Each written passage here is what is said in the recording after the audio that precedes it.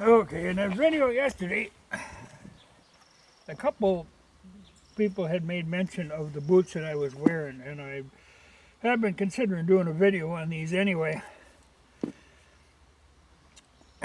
You know, when I decided I needed another pair of work boots, but what I didn't want was the steel toes. And there's nothing more frustrating than trying to find decent shoes at a reasonable price.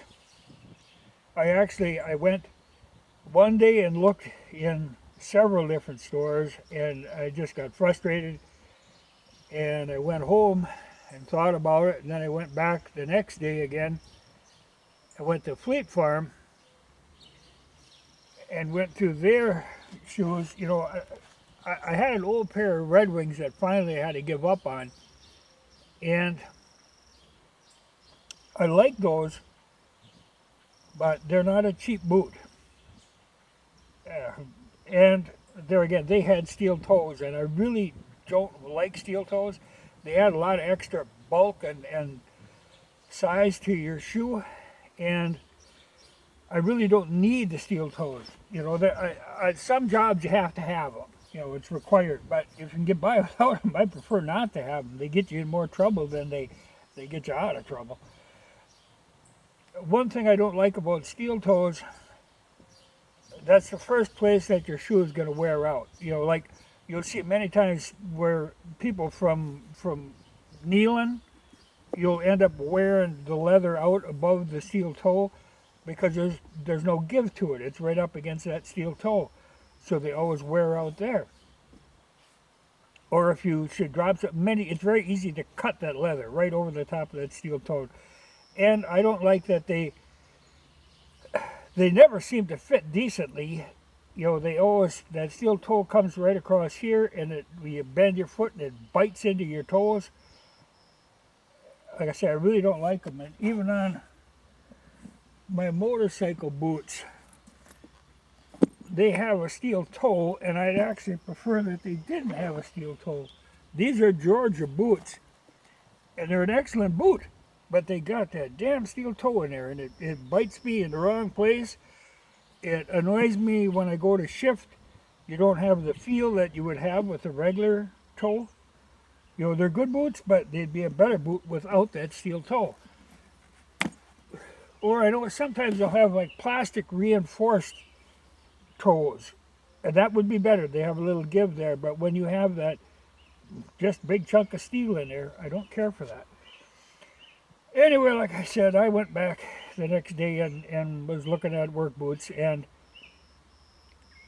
you know, like they have, like this was in Gander Mountain. I looked the one day, and they had some Red Wing shoes. Now your theory is that Red Wings are made all in this country, and I know I talked to a big shot from, it was one of the major stockholders in Red Wing shoes once, and he said, oh, like 98% of their shoes are made in the USA. Well, I tell you, I don't find that 98%. I almost the other way. I don't, every time I see a Red Wing shoe, it's always the made in China ones.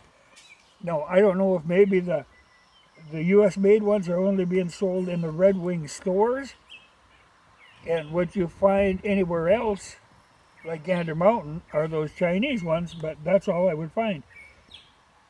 And they just didn't impress me. You know, like they make that Irish Setter line, which used to be like the standard Red Wing shoe. Well, now they're all made in China. So I don't know what's going on with Red Wing. Anyway, I got frustrated, like I say, and I'm not going to pay that $200 or $300 for a pair of boots that I'm not really happy with. So I went into Fleet Farm, and it was funny because in the shoe section there had to be at least a half dozen other people doing the same thing as I was doing, just agonizing over work boots to try to find a decent fitting pair at a reasonable price. And what I ended up, you know, like I said, I didn't want the steel toed. Now these are the Fleet Farm, the Field and Forest brand, which is their store brand.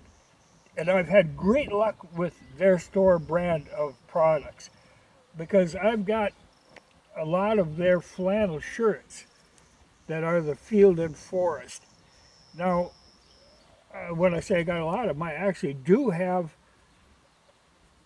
I think there's like 4 different color combinations of these. They're great because they're heavy flannel and they're sized right. And like I said, there's 4 different colors. I think I have 2, I think I actually have 3 of the red and black ones. You know, I like them. They're just a good shirt. And like I said, the sizes fit right. So many times when you find like flannel shirts, as the size gets bigger, it's just the body gets bigger. They don't get any longer. They don't get, the sleeves don't get any longer. So pretty soon you got these sleeves that come up to here and the shirt tails that won't stay tucked in. These are a true size. And you can get them in the tall. You know, they're a really good shirt. I've been really happy with them. And you can always tell, you know, like when they bother to come with the spare button sewn on the inside, you know, so that if you lose a button, I mean, that's just a nice feature. You know, good shirts. So I wasn't afraid to buy their brand of shoes. And they have, like in this line now, they have 2 of them. They have, the black one doesn't have the steel toe. They have the brown, like the super logger or ultra logger that has the steel toes. I actually like the brown better, but I wasn't going to go with that steel toe because they just annoy me. Like I said, I don't need it. To me, they're just a nuisance. But as almost all shoes are now, these are made in China.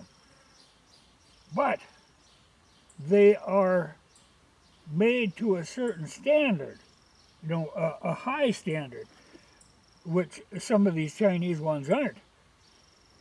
But it's really good leather. They've got a good shape to them, wide enough you can get them. These are the double E, which is what I need. And a lot of times when you go looking at shoes, there isn't a big difference between the width. And what'll end up happening, you'll end up with, you know, they'll have either normal or narrow or wide. You know, it's a vague kind of deal. Well, like these are 10 and a half. You know, you can get the in-between sizes.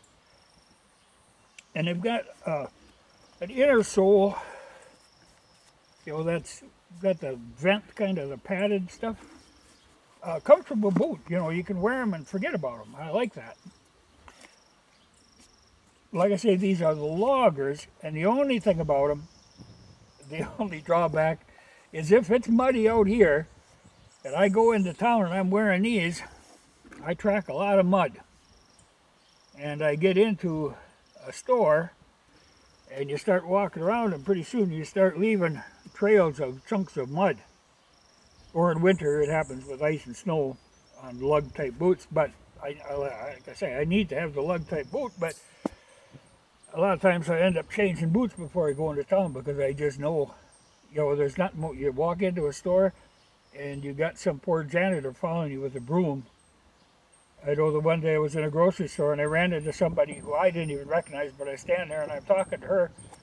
And as I'm talking, I'm pacing back and forth, and geez, I look down, oh man, here I got a, you know, regular mess of mud. So I skedaddled out of there. But otherwise, excellent work boot. Like I say, you can be wearing them and not think about it. It's nice if you don't have to think about your footwear. And these, I think, are right around 100, and I think the super logger are like another $10 to get that steel toed. But like I say, that's something I avoid. Though I know, I mean, a lot of jobs require that you have the steel toed boots. But they have always been an aggravation to me. I prefer not to have them. But these, you know, like I say, it was just torment trying on different shoes and always finding that they didn't fit, you know, and then to find these that actually fit right away. You know, it's my temptation is to go back and buy like 2 or 3 more pair because, like I say, these are well made. and things tend to go the other direction. And I wouldn't mind having some of these in reserve. I tend to do things that way. Find something I like and buy a bunch of them while I can before they quit making them, because that's how it goes. But, you know, I do feel bad. You know, this is, again, a Fleet Farm deal. Like I said, this is their store brand. And it's unfortunate that Fleet Farms aren't all over the country. They're all over the Midwest, but I do feel sorry for you people who don't have a Fleet Farm, because, man, it makes a difference in my life. Just makes things go better when you got a store that you can get a good product at a good price, you know, with just an excellent value. I know there was once on one of my videos I said something about Fleet Farm, and somebody made a comment that they had trouble ordering something online on Fleet Farm. Well, I've never actually done any ordering online, but I tell you, that store, I have never seen a store that